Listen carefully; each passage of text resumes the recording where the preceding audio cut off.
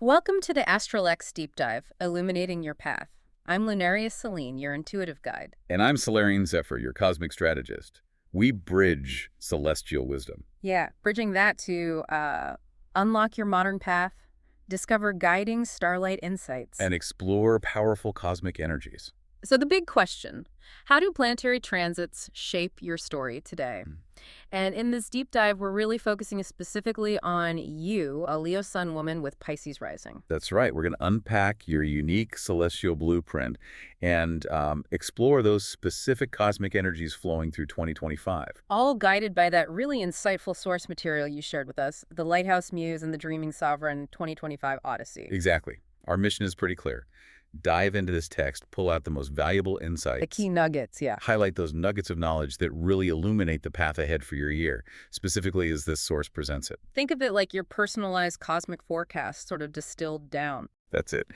Okay, so let's start by unpacking this core celestial identity the source talks about. It's a fascinating blend. It really is. It draws on two powerful archetypes, doesn't it? Yes, it identifies your core essence as the solar sovereign that comes from your Leo sun. Right. The radiant heart, the fire, the self-expression, the leadership. That warmth, that generosity, the part that naturally shines. Absolutely. But then woven into that, you have the starfish cartographer. Right. That's your Pisces rising. And that's the energy that greets the world first. That ethereal grace, the empathy, the connection to the unseen. The feelings, the collective. And what this source really nails, I think, is how these fuse together. It's not just two separate things. No, it calls the combined archetype the Lighthouse Muse. I love that image. It's perfect, isn't it? Yeah. Your Leo fire, that radiance, gets sort of refracted through the Pisces water. Softened, but also amplified in a different way. So the charisma becomes more like soulful guidance. Exactly. And passion turns into inspired vision. That draw to the spotlight becomes less about just attention. And more about being a beacon, like compassionate illumination for others. Precisely. The source uses phrases like your Leo roar being a soul song, and your presence having this otherworldly magic made tangible. Wow. Strength meeting deep sensitivity. That's the core, and according to this source, 2025 is a year that really amplifies this fire-water fusion. Okay, amplifies how? What's the main theme?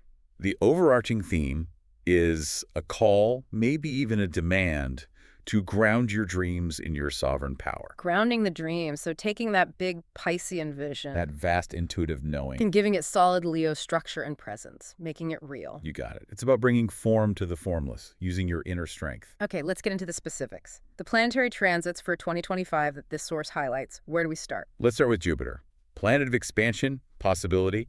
It starts 2025 in Gemini, then moves into Cancer around May 25th. And for your chart, Leo Sun, Pisces Rising, this hits the 9th house. Correct, the 9th house. Higher learning, beliefs, adventure, philosophy, the bigger picture stuff. And the source uses this phrase, quantum entanglement. That sounds intense. It does. It's describing how your fiery Leo conviction and that deep Pisces intuition get, fundamentally linked with new philosophies, bigger truths. So inner knowing meets outer beliefs, vibrating together. Kind of like that, yeah. Connecting you to grander ideas. The source even suggests you might feel this. Physically. Maybe a buzzing energy in the crown, like downloads coming in, or a warm tingle in the palms. Like you're ready to share something, channel it. Exactly. A call to teach, explore new ideas, or consciously channel inspiration, whether that's creative or intuitive. Makes sense. And the source gives a question for reflection too, right? Yes, a powerful one for you to consider. What grand vision ignites my heart? And D resonates with the soul of the world. Ooh, that's deep. Where does my royal fire meet the ocean of spirit? It's about finding that sweet spot between your personal passion and a larger purpose. Okay, so that's Jupiter's expansion. What about structure? Saturn. Right, Saturn, currently in Pisces, and for you, that lands squarely in your 5th house. 5th house. Creativity, romance, joy, self-expression, all the fun stuff. Well, Saturn brings what the source calls karmic gravity to the fun stuff. Karmic gravity. Okay, sounds heavy. How does that play out for this Leo-Pisces mix? It's described as a test, really.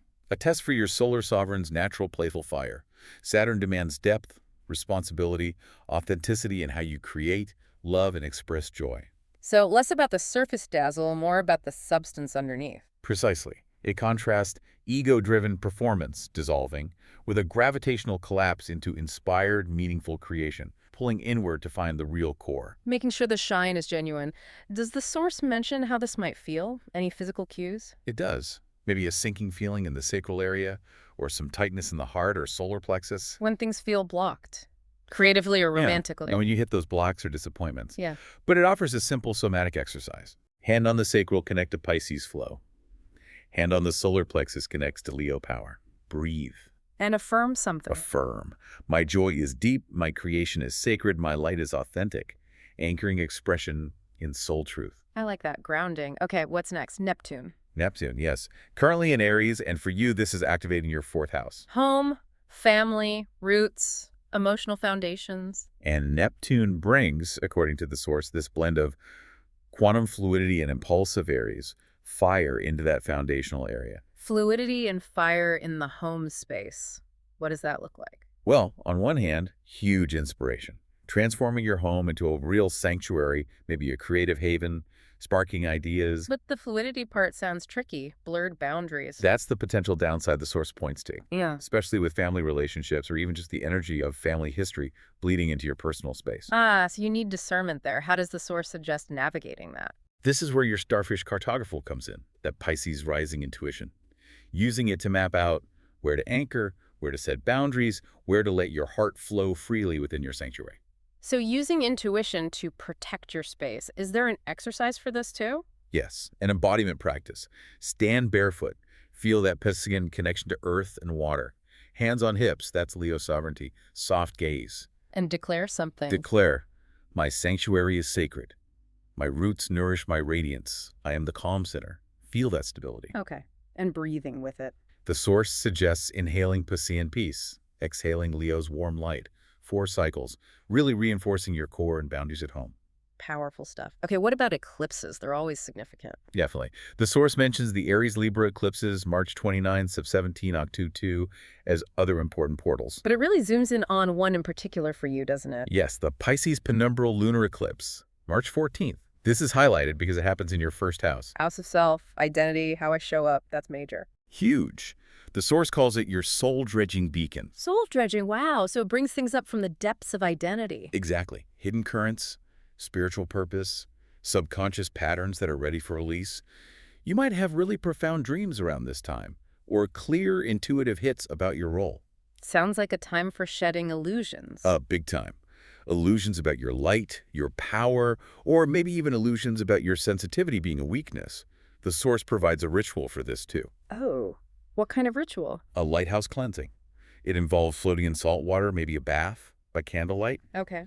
And you whisper the illusions, the old identities you want to release, into the water. Then add gold glitter. Gold glitter for the Leo light. Exactly. Reclaiming your radiance. Then, as you drain the water, visualize the old stuff flowing away, but the glitter, your light, remains with you. That's beautiful. Cleansing and reclaiming. What about Pluto? Any mention? Yes, a quick but important note on Pluto's dip into Aquarius and its effect on your 12th house. The unconscious, hidden realms, karma, deep stuff. Very deep. The source calls it quantum tunneling, bringing up ancestral trauma, collective shadows. But also hidden gifts, right? Yes, crucially, hidden spiritual gifts, too. It's described as deep soul archaeology, revealing the roots of your charisma, but also maybe hidden fears. How might that show? How do you notice it? Pay attention to vivid dreams, the source advises. Sudden intuitive knowings that pop in. Maybe even a tingling at the third eye. Signals from the unconscious. Got it. This source also connects this archetype to real people, doesn't it? Historical figures. It does, which I find really helps make it concrete. It links this Leo Sun, Pisces Rising blend to women like Coco Chanel and Audrey Hepburn. Wow, how so? Think about it. Chanel, revolutionary creative vision, built an empire that's the Leo sovereign power, but fused with this intuitive elegance, mystique, deep sensitivity, Pisces Rising influence. Okay, I see that. And Audrey Hepburn. Her luminous star quality, undeniable presence, Leo, combined with that ethereal grace, her deep compassion, her later humanitarian work, strong Pisces Rising resonance. Absolutely, that blend of power and soulfulness. And the source suggests your journey echoes this lineage of impactful, soulful presence. It also points to cultural mirrors. Like in fiction or music. Yeah, Galadriel from Lord of the Rings, regal power and light, Leo, meets ancient wisdom, intuition, watery presence, Pisces. Perfect example. Or think of the contrast, like Lady Gaga's bold fire, Leo, and Florence Welch's mystical, vulnerable depth, Pisces. The source even poetically compares your journey to Simba, guided by an Ophelia-like magic. Lion King meets Pan's Labyrinth. That's quite the image. And a soundtrack. Beyonce's Spirit meets Enya's Watermark. Empowerment meets ethereal flow. Okay, that really paints a picture.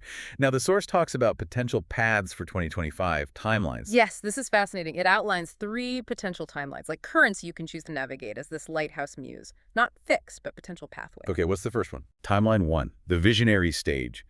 This gets triggered by really leaning into that Jupiter expansion, especially after it moves into Cancer and potentially lights up your 10th house career, public role. So this is about the solar sovereign stepping out, shining light on teaching, healing, creativity in a public way. Exactly. And the starfish cartographer maps out how to do that soulfully, bringing intuitive depth to your visibility. What could that look like in practical terms? The source gives examples: leading transformative workshops, blending creativity and spirit, becoming a voice for compassionate leadership, creating visionary art or performance, radiating nurturing authority in healing or arts, building a soulful brand. Sounds powerful. Is there a ritual suggested for this? Yes, around the Cancer new moon, July 4th, light a gold candle, Leo, near salt water with a seashell, Pisces. Set intentions for public impact rooted in heart and spirit. Makes sense. What's the challenge here? Balancing the Leo need for self-focus and recognition with the Pisces need for collective connection, making sure you don't overshadow the empathy, and avoiding spiritual bypassing, using spirituality to dodge the hard stuff. Right. Okay, timeline 2. Timeline 2. The depths of sacred play. This one is really influenced by Saturn in your 5th house, courageously restructuring creativity, romance, joy. So going deeper with the fun stuff. Yes, the solar sovereign learns depth over dazzle. The starfish cartographer turns pleasure into soul communion, infusing sacredness into creativity and connection. How might that manifest? Creating really profound art from spiritual or ancestral work, committing to a deeply soul-connected relationship, mastering creative discipline as a spiritual practice, finding ecstasy in authentic expression, not just surface fun, healing blocks to receiving joy. That sounds incredibly rich. Is there an exercise for this one? A solar sacral flow. Visualize inhaling golden light, Leo, to the solar plexus, then exhale shimmering blue light, Pisces, to the sacral. Affirm, my creativity is divine play, my joy is a sacred current. Connecting power and flow again. What are the pitfalls on this path? The source warns about releasing the need for constant external validation, that Leo trap, embracing vulnerability, which Pisces Saturn asks for, and avoiding martyrdom in relationships, keeping things balanced. Good reminders. Okay, the third timeline? Timeline 3, the rooted radiance. This path really harnesses that potent Pisces eclipse energy we talked about, revolutionizing your 4th house home, roots, emotional security. So bringing the inner light right into your foundations. Exactly. Merging your regal Leo presence with your intuitive Pisces flow to create sanctuary and heal lineage stuff. What could this look like tangibly? Transforming your home into a healing space or artistic haven. Deep ancestral healing that shifts your self-worth. Leading your family with intuitive compassion. Creating art connected to your heritage. Maybe even establishing roots, spiritual or creative, in a new place that feels truly home. That feels very grounding. Is there a prompt or something for this? A journal prompt. What illusion about home or family did the eclipse reveal? How can my living space better reflect my soul's light? What ancestral wound can I transform into creative gold? Wow, those are powerful questions. And the challenge here. Maintaining healthy boundaries, especially with Neptune fogging things up in the 4th and Saturn demanding structure nearby in the 5th, discerning compassion from enmeshment, protecting your energy within that sanctuary you're building. Makes total sense. So after outlining all this, does the source offer a kind of summary? A mantra, perhaps? It does, a really beautiful one for you to carry through 2025. I am the beacon in the boundless sea, my fire guides, my depth feels all. I shine with sovereign grace upon the soul tide. The beacon and the boundless sea, that perfectly captures the Leo-Pisces fusion. And the core invitation for the year is clear. Shine your soul light, Lighthouse Muse. 2025 demands you shed those illusions about your sensitivity and your radiance. Trust your deepest feelings, they are your guide. Let the solar sovereign lead with fire. And let the starfish cartographer navigate with grace. It's about grounding those big dreams, speaking inspired truth with compassionate authority. Using that magnificent, soulful light to guide yourself and maybe others too. Illuminate the depths. Reign with grace. Your light is needed on the horizon. Wow. What a powerful forecast from this source. As our cosmic journey concludes, Dive deeper into your unique path. Request your email audio reading now. find the link in the description below. Explore episode resources and links. All details are waiting for you there. Ignite. Think. Become. Subscribe for Starlight Insights. Thank you for joining us.